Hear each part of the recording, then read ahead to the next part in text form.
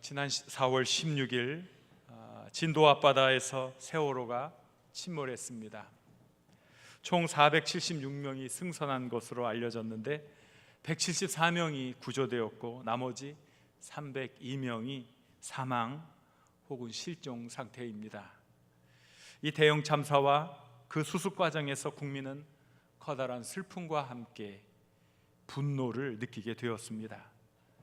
천하보다 귀한 생명 300명이 넘게 희생된 재난 때문에 큰 충격을 받았고, 시간이 지날수록 그런 희생을 만들어낸 우리 안에 도사리고 있는 안전불감증, 돈만 벌면 된다는 천박한 졸부근성, 사회에 만연된 구조적 비리들, 그리고 바르게 대처하지 못하는 행정당국의 무능과 직무유기 때문에 상처가 더 골마 들어가고 있습니다. 지금 우리 사회는 심각한 집단적 트라우마를 겪고 있습니다. 대부분의 국민들이 온종일 세월호 사고에 대한 소식을 접하면서 슬퍼하고 분노하고 무기력해지는 과정을 반복하고 있습니다. 그러다 보니까 일과 공부에 집중하지 못합니다. 우울한 감정에 시달리고 의욕 상실에 빠지고 심지어는 공황장애를 겪기도 합니다. 그런데 이런 집단적 트라우마가 거기서 끝나면 괜찮은데 이것이 집단적 증오로 변질될 것 같다는 예측이 나오고 있습니다. 사고가 난 지 10일이 넘었는데 향후 대책에 대한 사회적 공론의 장은 전무한 반면 자신과 생각이 다른 특정 인물이나 단체를 겨냥한 무분별한 비난이 쏟아지고 있습니다. 물론 책임을 물어야 할 것은 물어야 하겠지요. 그래야 이런 비극이 다시 일어나지 않을 것이기 때문입니다. 하지만 집단적 증오는 아닙니다. 이건 아니지요. 우리가 우리 자신인 대한민국 국민들을 분열시키고 싸우게 해서는 안 되는 것입니다. 우리 국민 모두가 이 사고의 희생자이면서 동시에 가해자라는 사실을 잊어서는 안 됩니다. 이 사고에서 난 아무런 잘못이 없다 발뺌을 할 수 있는 사람은 사실 아무도 없습니다. 우리도 시시때때로 얼마나 자기 편의를 위해서 규정을 무시하고 살아가고 있지 않습니까? 얼마나 고지곧대로 법령을 지키며 살아가고 있습니까? 이제 우리는 가해자로서 우리의 잘못을 고백해야 합니다. 불의, 탐욕, 돈 숭배, 편의를 추구했던 잘못을 고백해야 합니다. 그리고 또 우리는 희생자로서 희생자의 아픔에 동참해야 합니다. 희생자 가족들의 마음과 삶을 위로해야 합니다. 도울 수 있는 모든 방법을 다 동원해야 합니다. 희생자 가족들의 치유가 곧 우리들의 치유가 되기 때문입니다. 이 시점에서 우리가 총력을 기울여야 할 것은 우리 안에 있는 안전 불감증을 제거하는 일입니다. 희생자들에 대한 애도와 적절한 보상을 해주는 일입니다. 다시는 이런 사고가 발생하지 않는 사회적 국가적 시스템을 완벽하게 구축하는 일입니다. 돈보다는 생명, 또 선한 가치를 더 중시하는 건전한 사회적 기풍을 확립하는 일입니다. 이것이 더 중요한 일입니다. 그래서 이제 우리 국민들은 집단적 트라우마에서 벗어나야 합니다. 일상생활을 회복해야 합니다. 그 처절한 패배의식 속에서 주저앉아 탄식하고만 있어서는 안 됩니다. 비록 오늘 망가진 대한민국의 위상이 불쌍하기 짝이 없지만 그렇다고 마냥 주저앉아 있을 수만은 없습니다. 안 됩니다. 가라앉은 소중한 꿈들을 다시 건져 올려야 합니다. 창조적인 생산 활동에 집중해야 합니다. 그래서 여러분들 자신에 맡겨진 일에 성심을 다해야 합니다. 학생들은 공부에 집중해야 합니다. 운동선수들은 열심히 골을 넣고 홈런을 쳐내야 합니다. 상인들은 장터에서 흥정의 목소리를 돋구며 열심히 살아야 합니다. 우리의 일상의 삶을 성실하게, 근실하게, 땀 흘리며 알차게 채워가야 합니다. 언제든지 고난당한 이들을 도울 수 있는 재력과 힘을 키워놓아야 합니다. 물론 어렵고 힘들지요. 어렵고 힘들지만 이제 우리 새로운 미래를 향해 이 공동체가 다시 정성을 모으고 힘을 모으고 꿈을 모아야 할 때입니다. 다시 일어나 전진해 가야 합니다. 다시 소중한 소망을 함께 그리며 아픔을 치유하는 시간을 가져야 합니다. 저는 오늘 이 말씀을 함께 나누려고 합니다. 우리 공동체가 이 아픔의 터널에서 같이 나와서 새로운 미래를 향해 함께 도약해야 할 때가 되었음을 힘주어 외치고 싶었기 때문에 오늘 이 본문을 여러분과 함께 나누고 있습니다. 믿음의 조상 아브라함도 한때 자신의 삶 속에서 체념한 적이 있었다고 한다면 많은 사람이 놀랄 것입니다. 그런데 오늘 본문 말씀을 보니까 믿음의 조상인 아브라함도 체념한 적이 있었습니다. 어떻게 믿음의 조상이 그럴 수 있었을까? 기다림의 세월이 기니까, 너무 한참 고통 가운데 기다려야 하니까 자꾸 약속이 희미해지고 체념하게 되는 모습을 보게 됩니다. 사람은 어려움의 터널이 길면 좌절하게 됩니다. 좌절 다음에는 체념이라는 놈이 쫓아옵니다.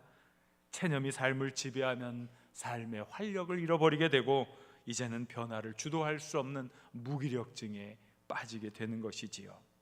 물론 믿음의 조상 아브라함은 언제나 하나님과 동행하는 삶을 살아왔습니다. 쉽사리 하나님에 대한 믿음이 흔들릴 사람이 아니었습니다. 하지만 기다림의 시간은 그를 초조하게 만들었습니다. 물론 하나님은 그에게 약속한 축복을 다 이루어 주었어요. 그래서 아브라함은 가는 곳곳마다 하나님으로부터 보호를 받았고 큰 축복을 이루었습니다. 누렸습니다. 그런데 한 가지가 해결되지 않았습니다. 아들에 대한 약속, 아들을 주신다고 하는 그 하나님의 약속이 가물가물해지고 이루어지지 않았던 것입니다. 아들이 없으니까 이게 세상 보는 눈이 달라지더라고요. 자신의 많은 일들이 잘 되고 재물이 쌓이는데도 그 신통한 재미가 없더라고요. 재물을 아무리 많이 쌓아놔도 나 죽으면 그만인데 이런 마음의 생각이 드니까 이게 삶의 기쁨이 없는 거예요. 너무 허무해지는 거예요. 바로 이러한 상황에서 하나님께서 아브라함에게 찾아오셨습니다. 그리고 환상 중에 하나님께서 말씀해 주셨어요. 오늘 읽은 말씀인데 15장 1절 말씀을 우리 같이 읽겠습니다. 이후에 여호와의 말씀이 환상 중에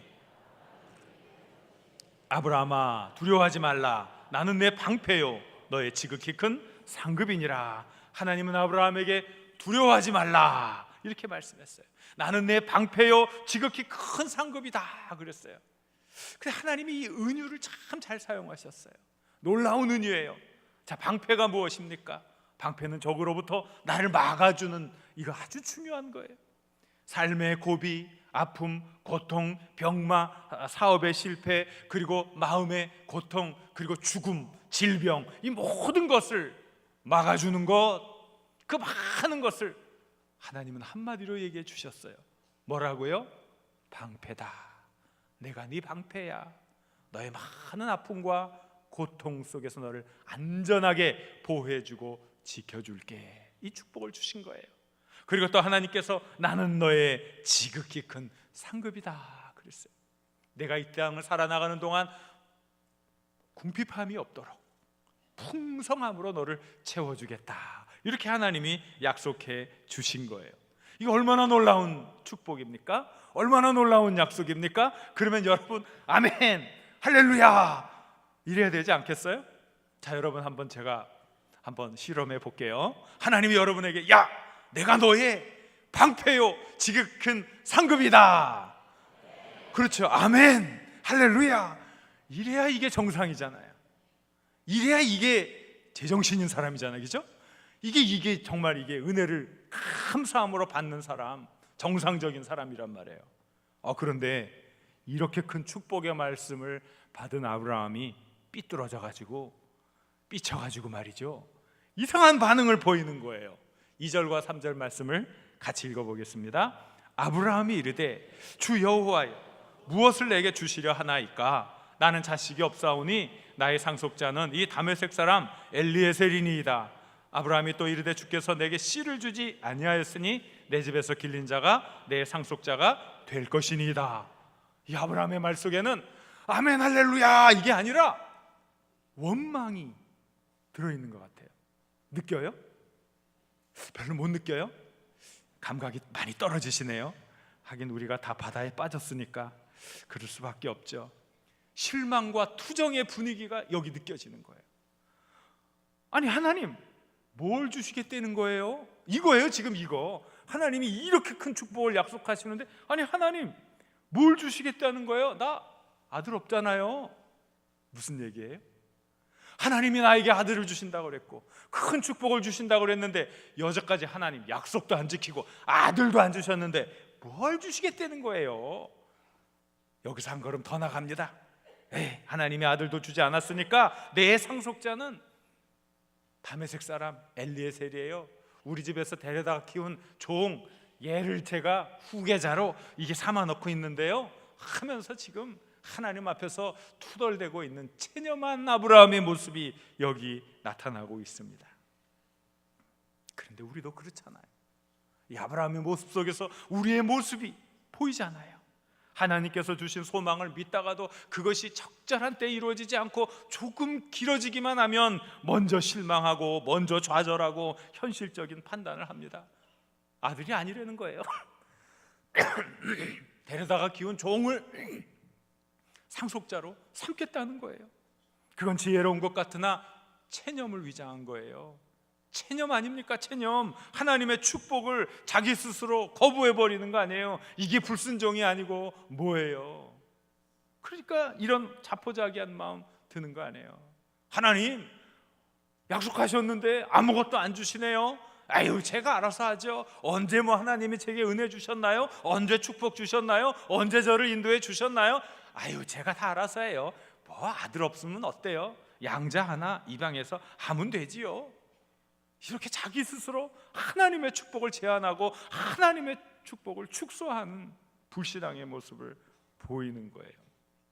이렇게 투정하는 아브라함, 기다림에 지쳐 자포자기한 아브라함에게 하나님이 다시 분명한 약속을 해주시는 거예요.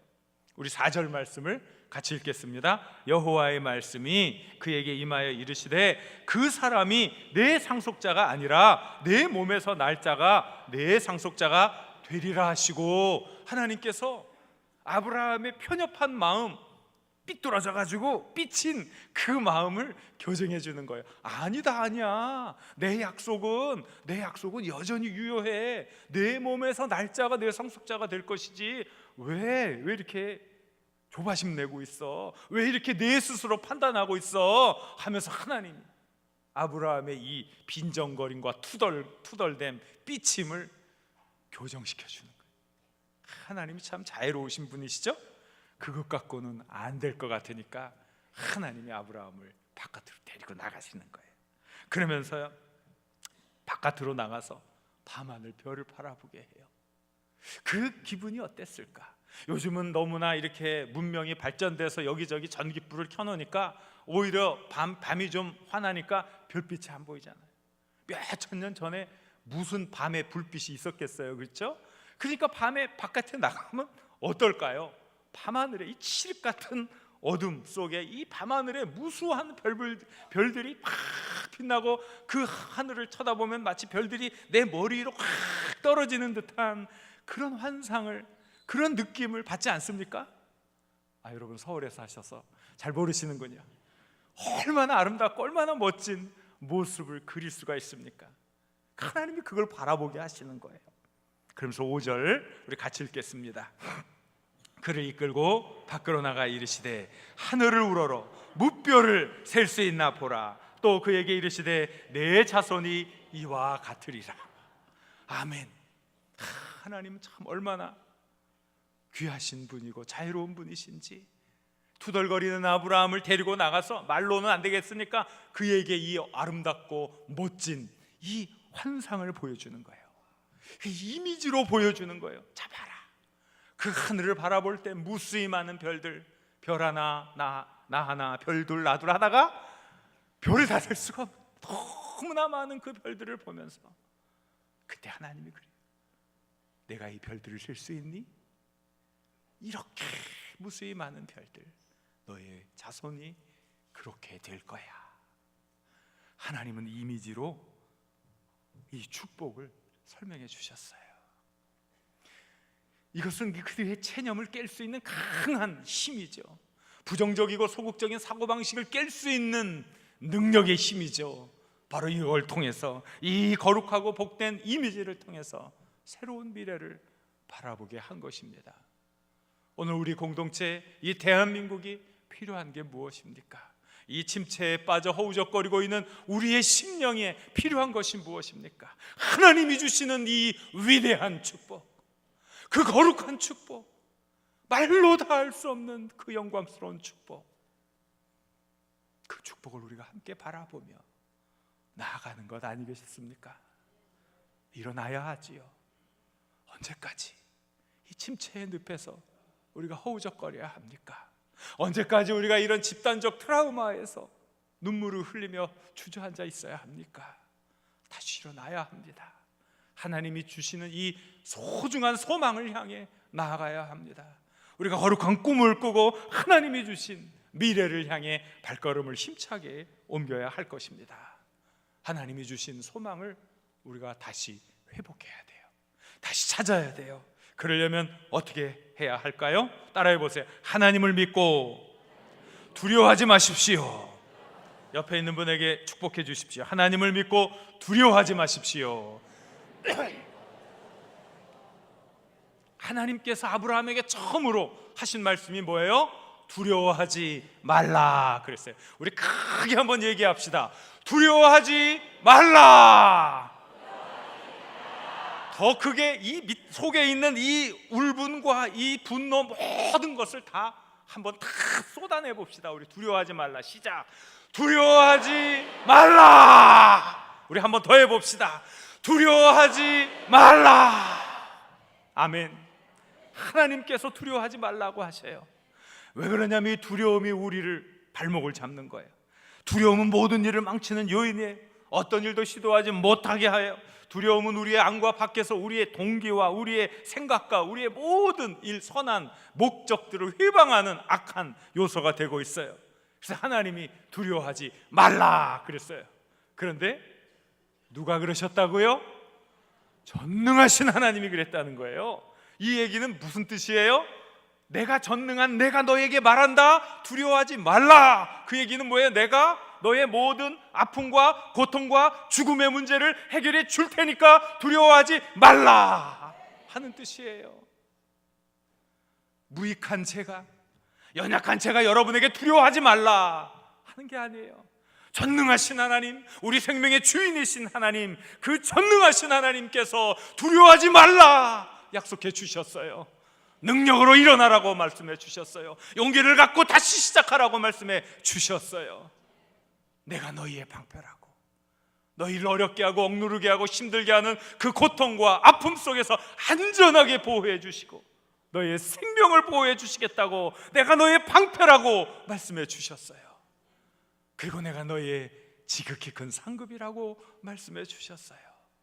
우리의 삶을 풍요롭게 채워주시는 하나님의 영광과 그 은혜를 누리라고 우리 하나님이 두려워하지 말라 말씀해 주셨어요. 얼마나 놀라운 축복입니까? 왜 우리가 두려워합니까? 이 맥락이 통하지 않습니까? 우리 예수님이 부활하시면서 나오는 특징적인 말씀이 있어요.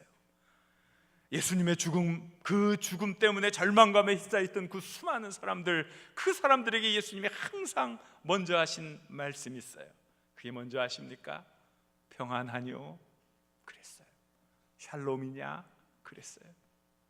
그 샬롬이 뭐예요? 그 평안함이 뭐예요? 너를 억누르고 있는 그 죽음의 공포에서 내가 진정한 승리의 기쁨과 감격을 누리고 있느냐? 평안하냐? 승리의 노래를 부르고 있느냐? 평안하냐? 샬롬이냐? 두려워하지 말라 말씀하시는 거예요. 오늘 우리가 이 하나님의 말씀으로 다시 일어나야 합니다. 다시 일어서십시오. 하나님 축복해 주십니다. 하나님 우리의 삶을 이끌어 가십니다. 놀라운 능력과 은혜로 함께 주십니다. 하나님을 믿는 자, 예수 그리스도의 생명을 부여받은 자, 하나님으로부터 예수님을 선물로 받은 자예요. 우리 중요한 말씀, 하나님 말씀해 주셨죠? 아들까지 주셨는데 하나님이 뭘 아까워하겠니? 뭘 아까워하겠니? 다 주시지 않겠니? 로마서 8장 32절 말씀을 힘차게 읽어보겠습니다. 자기 아들을 아끼지 아니하시고 우리 모든 사람을 위하여 내주시니가 어찌 그 아들과 함께 모든 것을 우리에게 주시지 아니하겠느냐? 아들까지 주신 하나님, 뭐가 아까워서 마다하겠니? 다 주실 거야. 그러니 너희는 인생의 삶 속에서 승리의 발걸음을 옮겨라. 승리의 노래를 불러라. 승리의 열매를 맺어라. 우리의 모든 삶을 승리로 바꾸어 주시는 그 하나님, 그 하나님을 만나시기 바랍니다. 그 하나님의 축복을 누리시기 바랍니다. 그리고 승리의 노래를 영원히 부르시길 바랍니다. 로마서 8장 37절 말씀 같이 읽겠습니다. 그러나 이 모든 일에 우리를 사랑하는 이로 말미암아 우리가 넉넉히 이기느니라. 우리가 어떻게 한다고요? 넉넉히 이기느니라. 우리가 넉넉히 이기느니라.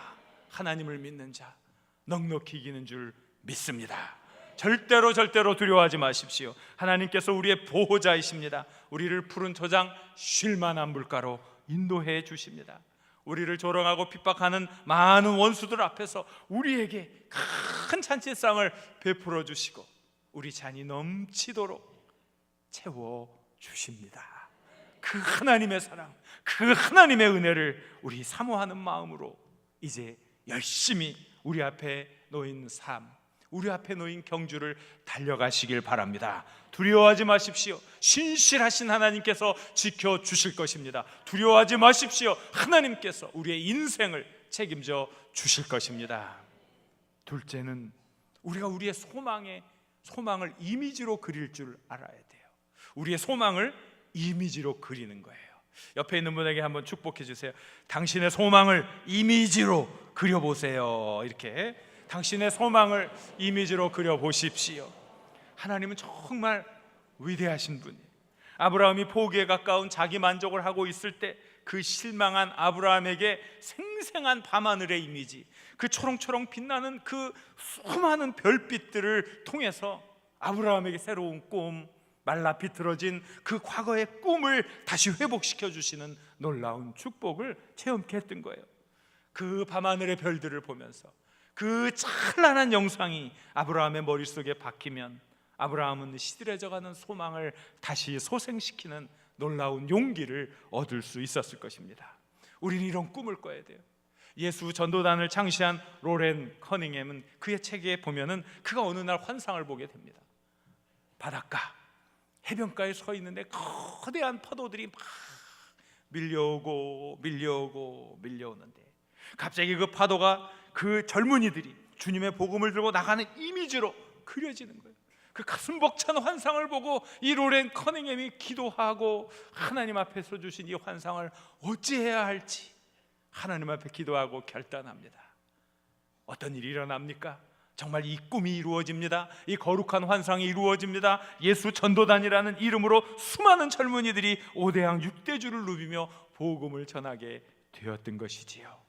거룩한 소망이 거룩한 환상으로 그려지고 거룩한 환상이 현실이 되었던 것입니다.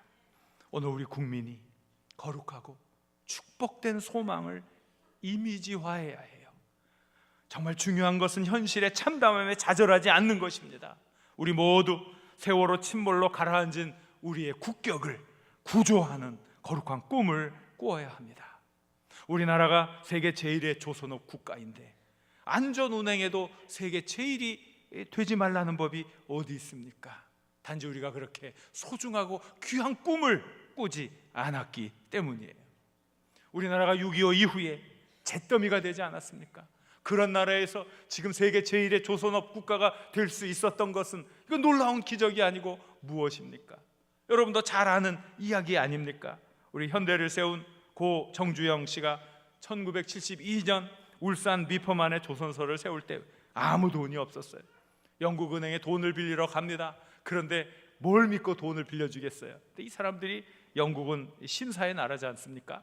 박절하게 거절하지 않고 도저히 돈 빌려줄 수 없는 조건을 내거는 거예요.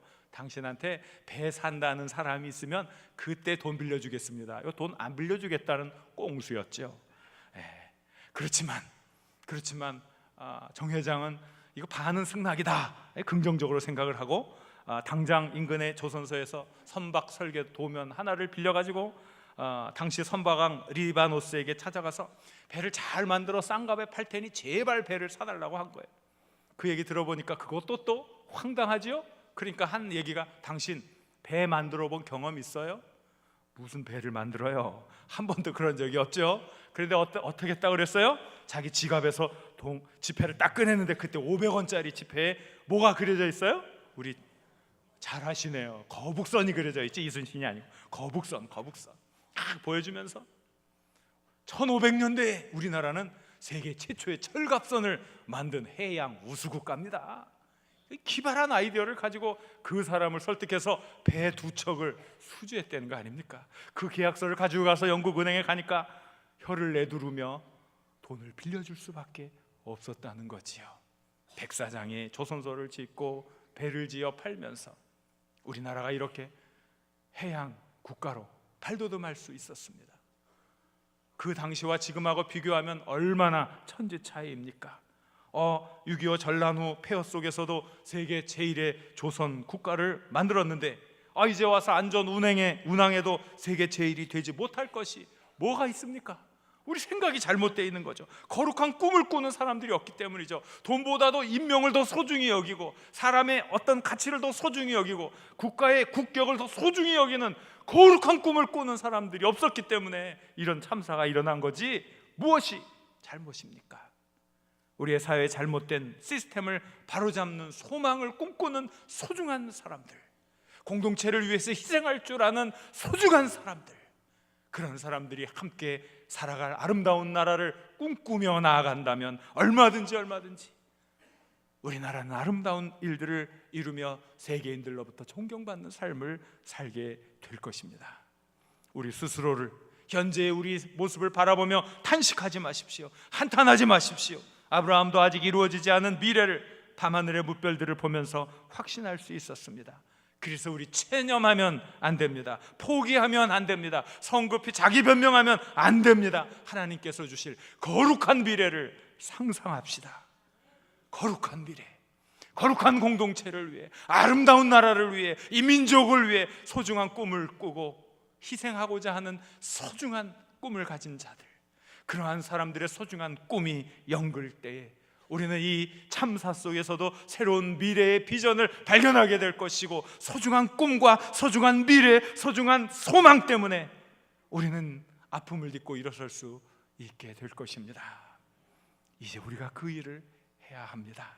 셋째는 우리는 하나님을 끝까지 믿어야 합니다. 하나님을 끝까지 믿는 게 참 중요해요. 6절을 우리가 같이 읽겠습니다. 아브라함이 여호와를 믿으니 여호와께서 이를 그의 의로 여기시고. 아브라함이 하나님을 인격적으로 믿었다는 거예요. 거룩하신 하나님으로 믿었다는 거예요. 그리고 또 뭘 믿었다? 내가 지금 이렇게 육체적으로는 시들어서 아들을 낳을 수 있는지 없는지 그건 모르겠지만 하나님이 아들을 주시겠다고 했으니 그것을 믿어야지 믿었다는 거예요. 참된 믿음, 이 믿음을 잃지 않는다면 하나님의 약속은 반드시 이루어지는 줄 믿습니다. 아브라함의 이 행위가 하나님을 감동시켰어요. 그게 하나님이 또 축복을 주시는 거예요. 축복의 결과가 또 이어지는 거예요. 7절을 같이 읽겠습니다. 또 그에게 이르시되 나는 이 땅을 내게 주어 소유를 삼게 하려고 너를 갈대아 우르에서 이끌어낸 여호와니라. 아들을 주시겠다고 했고, 후손을 하늘의 무별처럼 번성케 하시겠다고 했고, 또 이 땅을 주시겠다고 하나님이 약속해 주셨어요.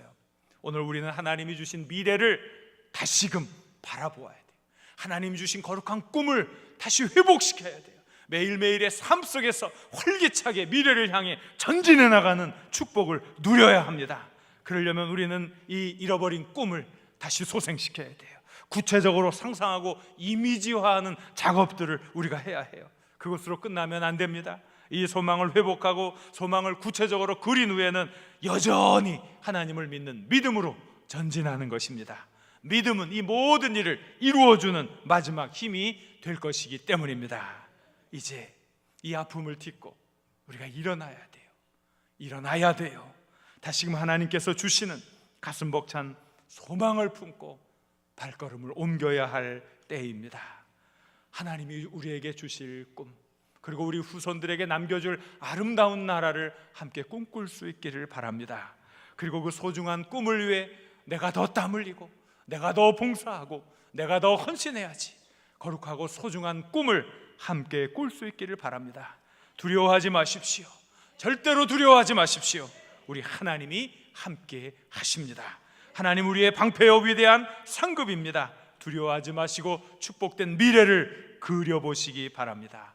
믿고 인내하는 자에게 하나님 반드시 응답해 주실 것이고, 한량없는 축복으로 우리의 미래를 열어주실 것입니다.